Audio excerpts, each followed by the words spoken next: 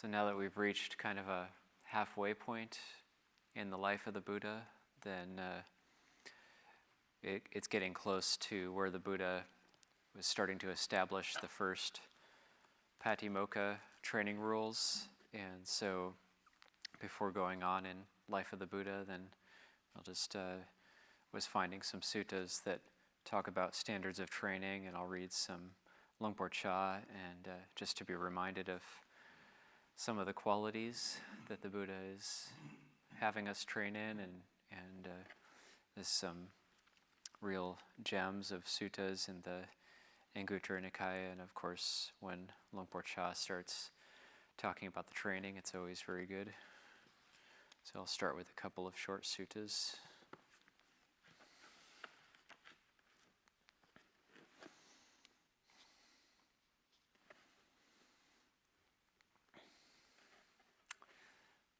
This is Anguttara Nikaya, Book of the Tens, Sutta 73. It's called Wished For.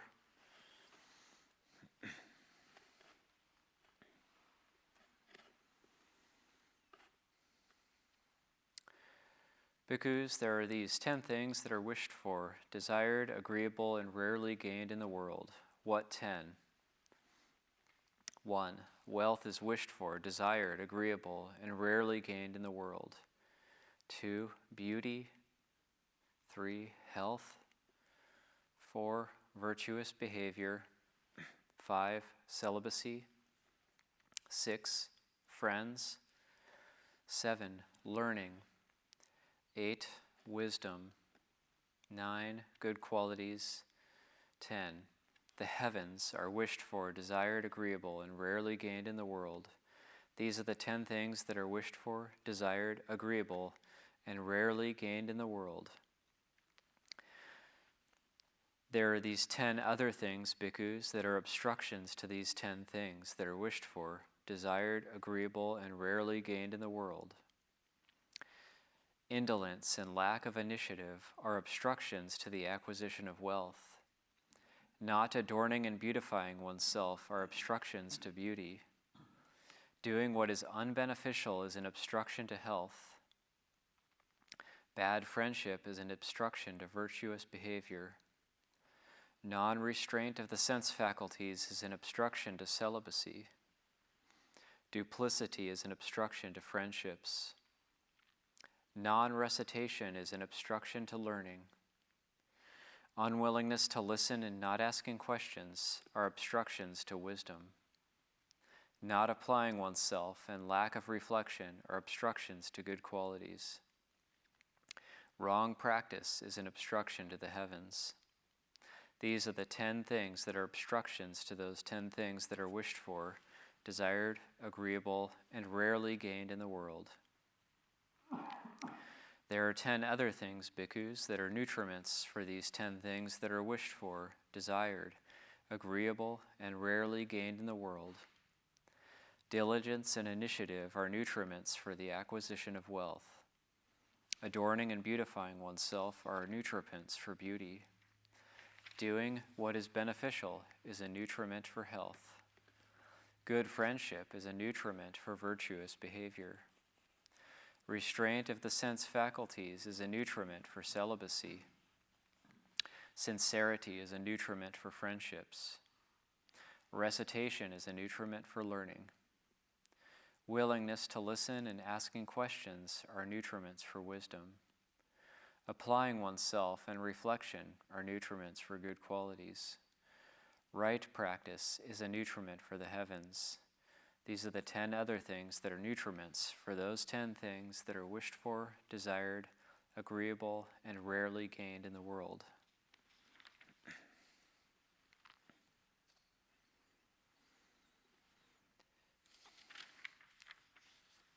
And then this sutta, jumping forward a few pages to Sutta, Book of the Tens, Sutta 76, called Incapable, and it fleshes out along the same thinking, going into some interesting relationships of different Dhamma qualities. Bhikkhus, if these 3 things were not found in the world, the Tathagata, the Arahant, the perfectly enlightened one would not arise in the world, and the Dhamma and discipline proclaimed by him would not shine in the world, what three? Birth, old age, and death. If these three things were not found in the world, the Tathagata, the Arhat, the perfectly enlightened one would not arise in the world, and the Dhamma and discipline proclaimed by him would not shine in the world. But because these three things are found in the world, the Tathagata, the Arhat, the perfectly enlightened one arises in the world, and the Dhamma and discipline proclaimed by him shine in the world. Without having abandoned these three things, one is incapable of abandoning birth, old age, and death. What three? Lust, hatred, and delusion. Without having abandoned these three things, one is incapable of abandoning birth, old age, and death. Without having abandoned these three things, one is incapable of abandoning lust, hate, and delusion. What three? Personal existence view, doubt, and wrong grasp of behavior and observances. Without having abandoned these three things, one is incapable of abandoning lust, hatred, and delusion. Without having abandoned these three things, one is incapable of abandoning personal existence view, doubt, and wrong grasp of behavior and observances. Those are the Sakaya Ditti, Vicikiccha, and Silabbata Paramasa. What three? Careless attention, following a wrong path, and mental sluggishness. Without having abandoned these three things, one is incapable of abandoning personal existence view, doubt, and wrong grasp of behavior and observances. Without having abandoned these three things, one is incapable of abandoning careless attention, following a wrong path, and mental sluggishness. What three? Muddle-mindedness, lack of clear comprehension, and mental distraction. Without having abandoned these three things, one is incapable of abandoning careless attention, following a wrong path, and mental sluggishness. Without having abandoned these three things, one is incapable of abandoning muddle-mindedness, lack of clear comprehension, and mental distraction. What three? Lack of desire to see the noble ones, lack of desire to hear the noble Dhamma, and a mind bent on criticism. Without having abandoned these three things, one is incapable of abandoning muddle-mindedness, lack of clear comprehension, and mental distraction. Without having abandoned these three things, one is incapable of abandoning lack of desire to see the noble ones, lack of desire to hear the noble Dhamma, and a mind bent on criticism. What three? Restlessness, non-restraint, and immorality. Without having abandoned these three things, one is incapable of abandoning lack of desire to see the noble ones, lack of desire to hear the noble Dhamma, and a mind bent on criticism.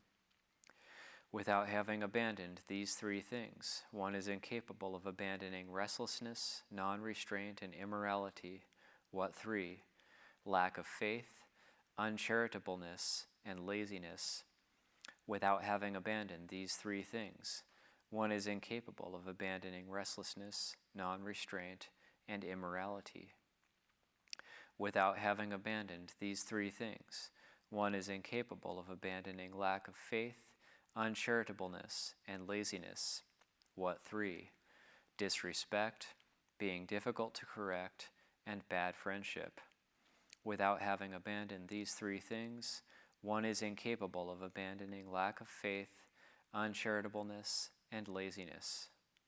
Without having abandoned these three things, one is incapable of abandoning disrespect, being difficult to correct, and bad friendship. What three?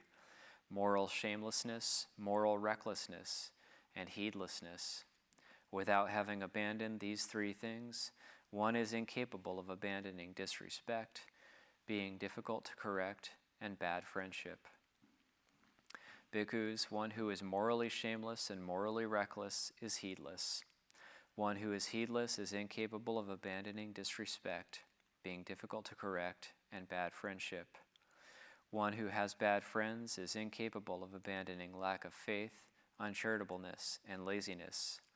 One who is lazy is incapable of abandoning restlessness, non-restraint, and immorality.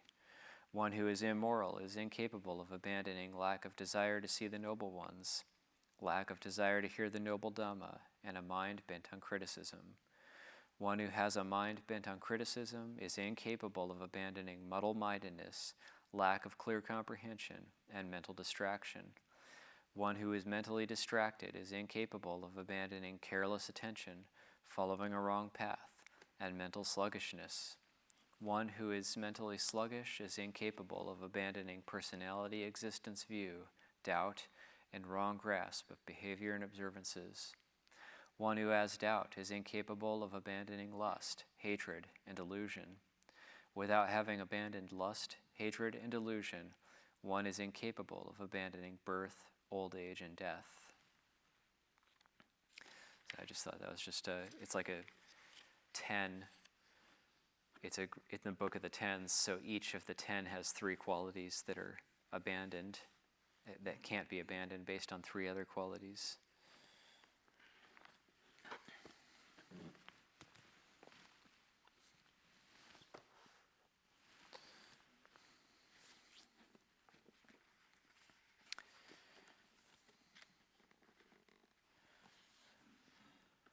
Any questions before we go on to reading Lumpur Cha?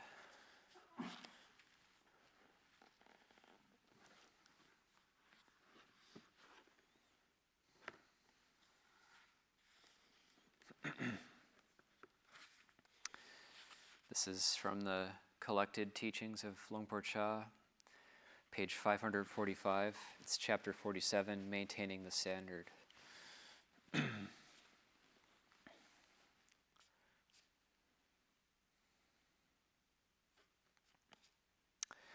Today we are meeting together as we do every year after the annual Dhamma examinations.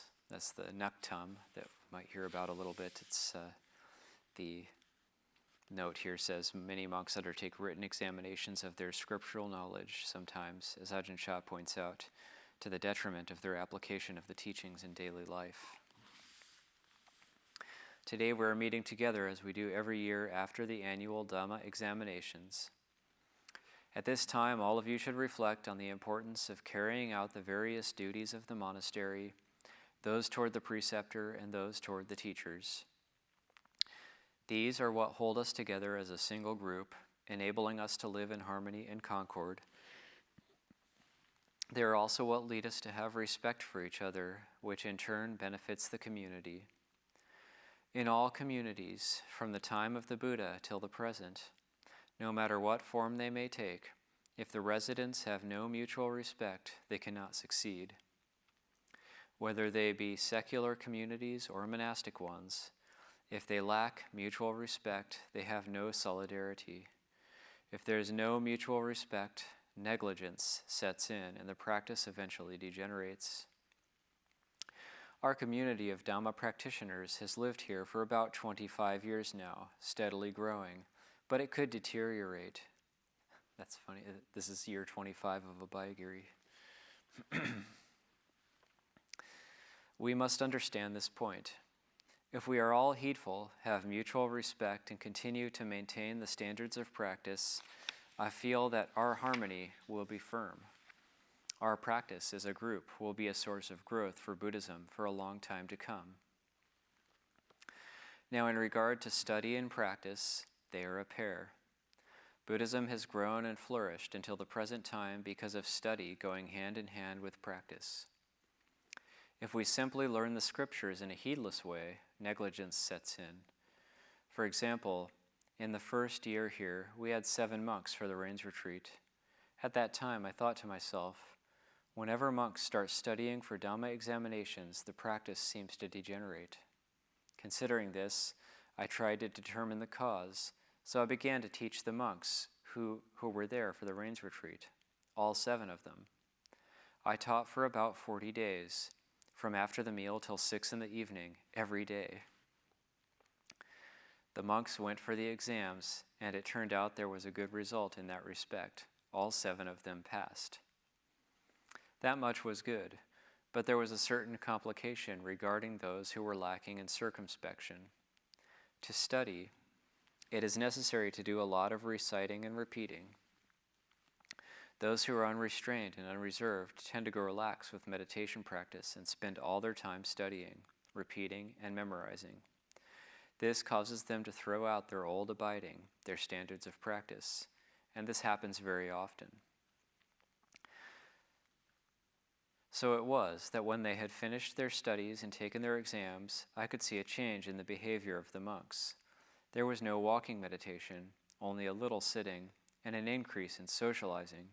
There was less restraint and composure. Actually, in our practice, when you do walking meditation, you should really determine to walk. When sitting in meditation, you should concentrate on doing just that.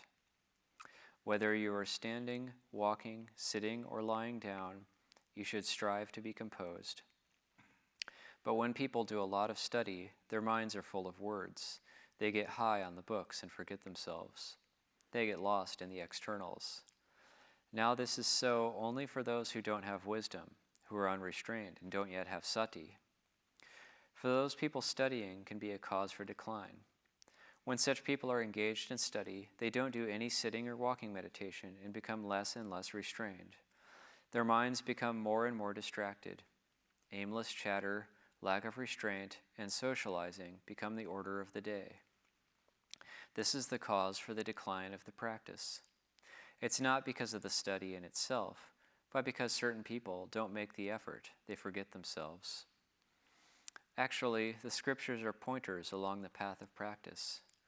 If we really understand the practice, then reading or studying are both further aspects of meditation.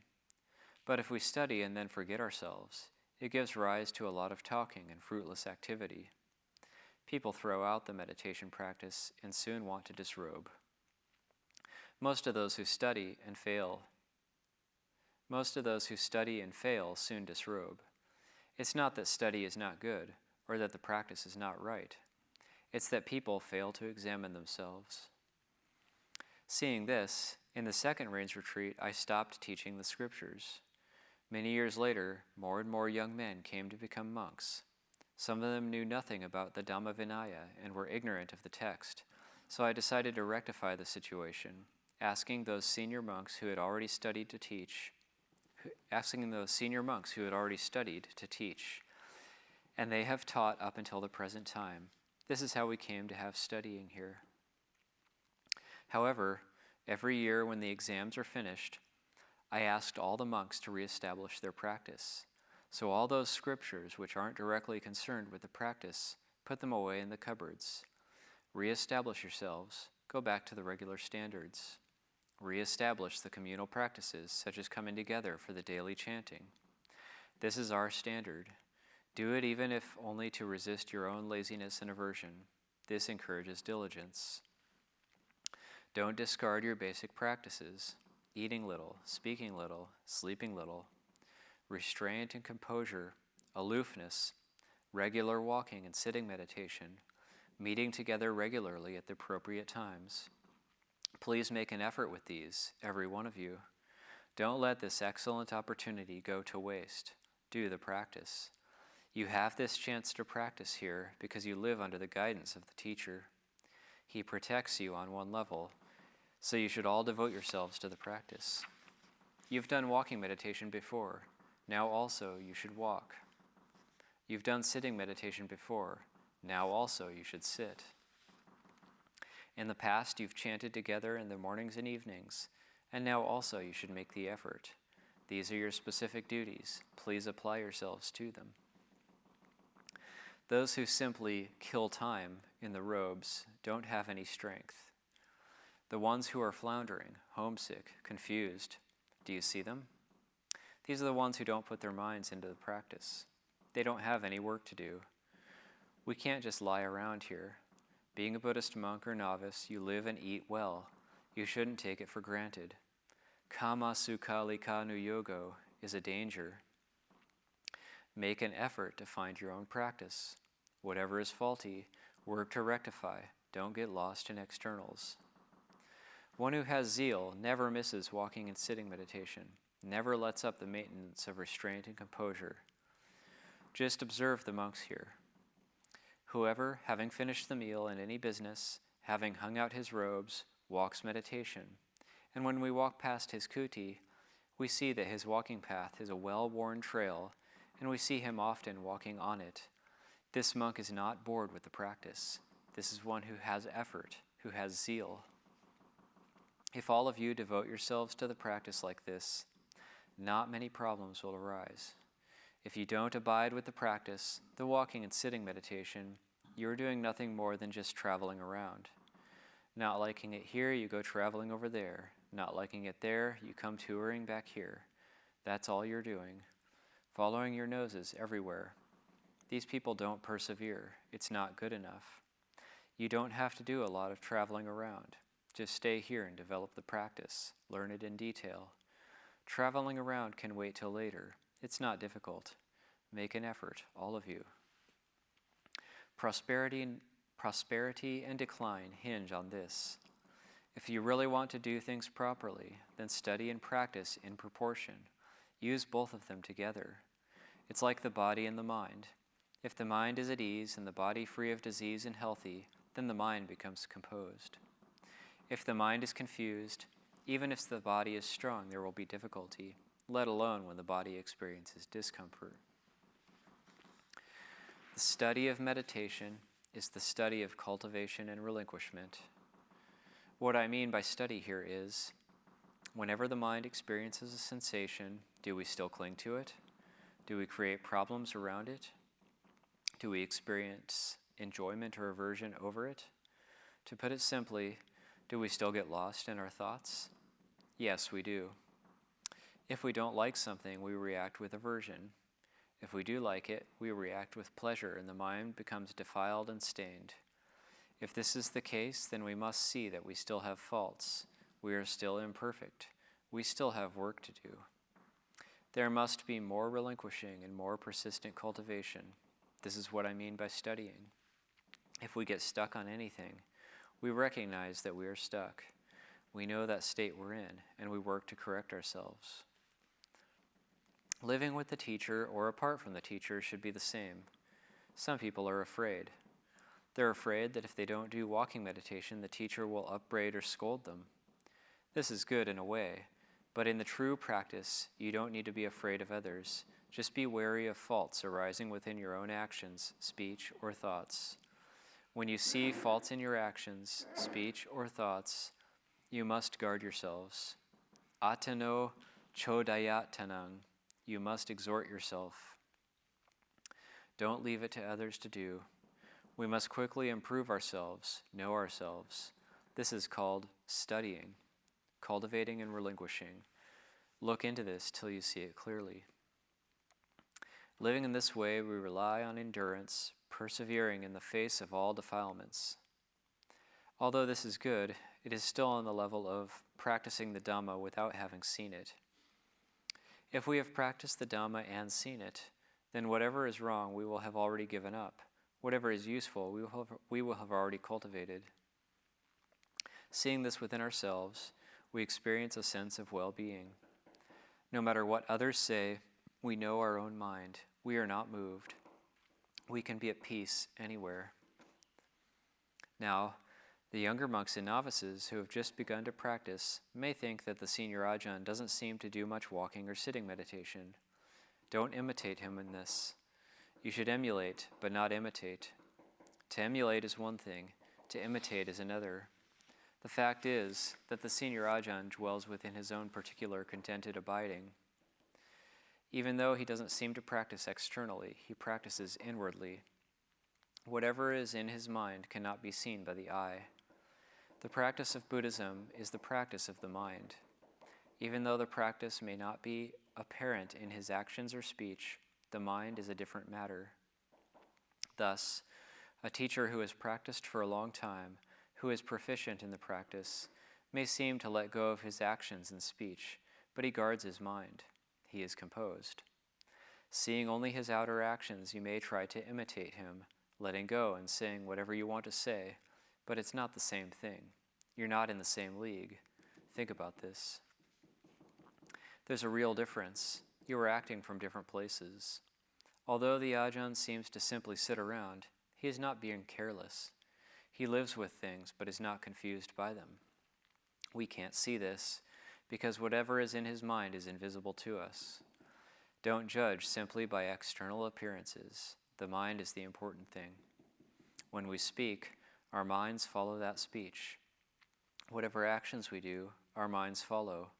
But one who has practiced already may do or say things which his mind doesn't follow, because it adheres to Dhamma and Vinaya. For example, sometimes the Ajahn may be severe with his disciples. His speech may appear to be rough and careless. His actions may seem coarse. Seeing this, all we can see are his bodily and verbal actions, but the mind which adheres to Dhamma and Vinaya can't be seen. Adhere to the Buddha's instruction. Don't be heedless. Heedfulness is the way to the deathless. Heedlessness is death. Consider this. Whatever others do is not important. Just don't be heedless yourself. This is the important thing. All I have been saying here is simply to warn you that now, having completed the exams, you have a chance to travel around and do many things. May you all constantly remember yourselves as practitioners of the Dhamma. A practitioner must be collected, restrained, and circumspect. Consider the teaching which says, Bhikkhu, one who seeks alms. If we define it this way, our practice takes on one form, a very coarse one. If we understand this word the way the Buddha defined it, as one who sees the danger of samsara, this is much more profound. One who sees the danger of samsara is one who sees the faults, the liability of this world. In this world, there is so much danger, but most people don't see it. They see the pleasure and happiness of the world. Now, the Buddha says that a bhikkhu is one who sees the danger of samsara. What is samsara? The suffering of samsara is overwhelming. It's intolerable. Happiness is also samsara. The Buddha taught us not to cling to it. If we don't see the danger of samsara, then when there is happiness, we cling to the happiness and forget suffering. We are ignorant of it, like a child who doesn't know fire. If we understand Dhamma practice in this way, bhikkhu, one who sees the danger of samsara. If we have this understanding, walking, sitting, or lying down, wherever we may be, we will feel dispassion. We reflect on ourselves. Heedfulness is there. Even sitting at ease, we feel this way. Whatever we do, we see this danger, so we are in a very different state. This practice is called being one who sees the danger of samsara. One who sees the danger of samsara lives within samsara and yet doesn't. That is, he understands concepts and he understands their transcendence. Whatever such a person says is not like that of ordinary people. Whatever he does is not the same. Whatever he thinks is not the same. His behavior is much wiser. Therefore it is said, emulate, but don't imitate. There are two ways, emulation and imitation. One who is foolish will grab onto everything. You mustn't do that. Don't forget yourselves. As for me, this year my body is not so well. Some things I will leave to the other monks and novices to help take care of. Perhaps I will take a rest. From time immemorial it's been this way, and in the world it's the same. As long as the father and mother are still alive, the children are well and prosperous. When the parents die, the children separate. Having been rich, they become poor. This is usually how it is, even in the lay life, and one can see it here as well. For example, while the Ajahn is still alive, everybody is well and prosperous. As soon as he passes away, decline begins to set in immediately. Why is this? Because while the teacher is still alive, people become complacent and forget themselves. They don't really make an effort with the study and the practice. As in lay life, while the mother and father are still alive, the children just leave everything up to them. They lean on their parents and don't know how to look after themselves. When the parents die, they become paupers. In the monkhood, it's the same. If the Ajahn goes away or dies, the monks tend to socialize, break up into groups, and drift into decline almost every time. Why is this? It's because they forget themselves. Living off the merits of the teacher, everything runs smoothly. When the teacher passes away, the disciples tend to split up. Their views clash. Those who think wrongly live in one place. Those who think rightly live in another. Those who feel uncomfortable leave their old associates and set up new places and start new lineages with their own groups of disciples. This is how it goes. In the present, it's the same. This is because we are at fault. While the teacher is still alive, we are at fault. We live heedlessly. We don't take up the standards of practice taught by the Ajahn and establish them within our own hearts. We don't really follow in his footsteps. Even in the Buddha's time, it was the same. Remember the scriptures? That old monk, what was his name? Subhada Bhikkhu. When Venerable Mahakassapa was returning from Pava, he asked an ascetic on the way, "Is the Lord Buddha faring well?" The ascetic answered, "The Lord Buddha entered Parinibbana 7 days ago." Those monks who were still unenlightened were grief-stricken, crying and wailing. Those who had attained the Dhamma reflected to themselves, "Ah, the Buddha has passed away. He has journeyed on." But those who were still thick with defilements, such as Venerable Subhada, said, "What are you all crying for? The Buddha has passed away. That's good. Now we can live at ease. When the Buddha was still alive, he was always bothering us with some rule or another. We couldn't do or this or say that. Now the Buddha has passed away. That's fine. We can do whatever we want, say what we want. Why should you cry?" It's been so from way back then till the present day. However that may be, even though it's impossible to preserve entirely, suppose we had a glass and we took care to preserve it. Each time we used it, we cleaned it and put it away in a safe place. Being very careful with that glass, we can use it for a long time, and then when we've finished with it, others can also use it. Now, using glasses carelessly and breaking them every day, or using one glass for 10 years before it breaks, which is better?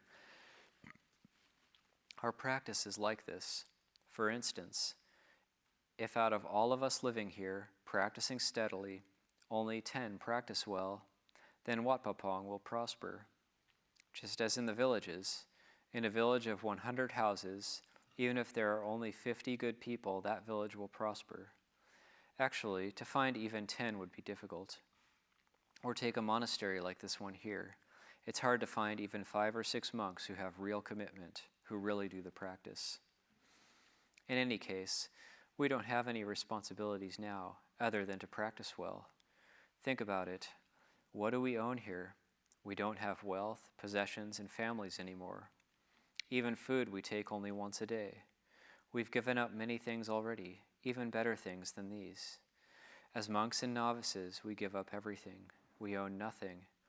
All those things people really enjoy have been discarded by us. Going forth as a Buddhist monk is in order to practice. Why then should we hanker for other things, indulging in greed, aversion, or delusion? To occupy our hearts with other things is no longer appropriate. Consider, why have we gone forth? Why are we practicing? We have gone forth to practice. If we don't practice, then we just lie around. If we don't practice, then we are worse off than lay people. We don't have any function. If we don't perform any function or accept our responsibilities, it's a waste of the samana's life. It contradicts the aims of a samana. If this is the case, then we are heedless. Being heedless is like being dead. Ask yourself, will you have time to practice when you die? Constantly ask yourself, when will I die? If we contemplate in this way, our mind will be alert every second. Heedfulness will always be present. When there is no heedlessness, sati, recollection of what is what, will automatically follow. Wisdom will be clear, seeing all things clearly as they are. Recollection guards the mind. Knowing the arising of sensations at all times, day and night, this is to have sati. To have sati is to be composed. To be composed is to be heedful. If one is heedful, then one is practicing rightly. This is our specific responsibility. So today I would like to present this to you all. If in the future you leave here for one of the branch monasteries or anywhere else, don't forget yourselves. The fact is, you are still not perfect, still not completed. You still have a lot of work to do, many responsibilities to shoulder, namely, the practices of cultivation and relinquishment. Be concerned about this, every one of you. Whether you live at this monastery or a branch monastery, preserve the standards of practice. Nowadays, there are many of us, many branch temples. All the branch monasteries owe their origination to Wat Pah Pong. We could say that Wat Pah Pong was the parent, the teacher, the example for all branch monasteries. So, especially the teachers, monks, and novices of Wat Pah Pong should try to set the example, to be the guide for all the other branch monasteries, continuing to be diligent in the practices and responsibilities of a samana.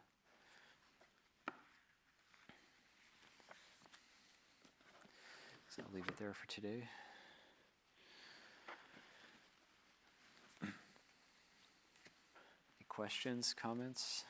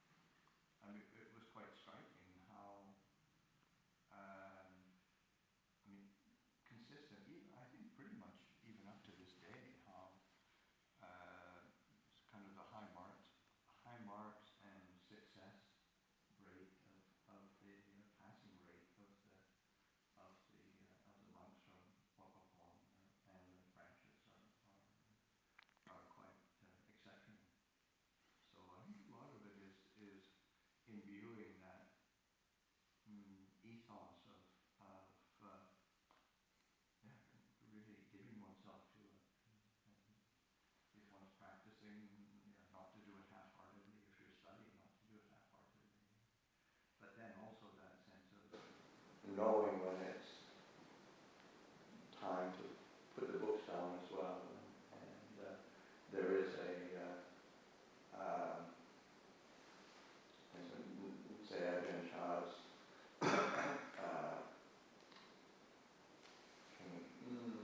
admonition or caution that to be careful that it doesn't be a cause for increased socializing or cliques or groups, because that was something that say Ajahn Chah and his senior students were very cautious of. That once you have a kind of groups and cliques and whatnot, then it's just human nature. Ends up being either competition or friction in some way. So just be careful. I think it's actually mandatory now with Luang Por Liam that everybody do the Nuktam when they ordain. They have to do it.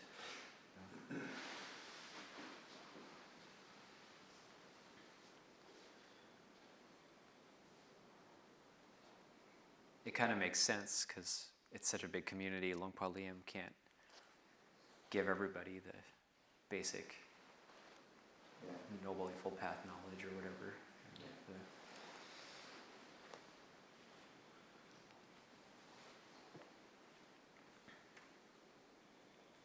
But then I have seen it also where somebody just studies and they usually end up leaving when they just do that and don't Yeah, walk meditation. if there's, it ends up not being, I mean, it's quite natural, it ends up not being satisfying. Just studying, just reading the books. If it's not integrated with practice, then there isn't a love for the holy life. And then conversely, it's like if you practice a long time and go back to the book, I found it hugely nourishing or uplifting, like seeing it with new eyes every time. Yeah.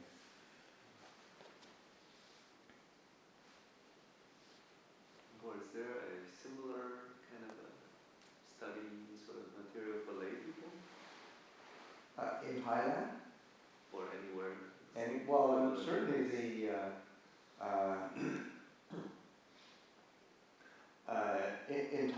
what Ajahn Chah was referring to, the Naktam, that course of study is also available for the lay community. Yeah. And what comes to mind is Tina's uncle. I was just thinking. Yeah. It's so hilarious because his niece, who was like 16, 17, and him, I mean, he's way into his 70s, he's finally doing the Naktam, but then his niece was doing it as well and passing, and he was so he wanted to be, so he determined to learn the Patimokkha because his niece kept passing the exams, and he was getting through the exams okay, but he wasn't distinguishing himself. She surpassed him. She went like one level above him. So that's it. I'm learning the Patimokkha. That's it, I'm learning. So funny. But yeah, so that course of studies is When they have it for monks, it's called Naktam, and then for the lay people, they call it Tamasuksa. But I believe it's the same exact books that they give out. Yeah.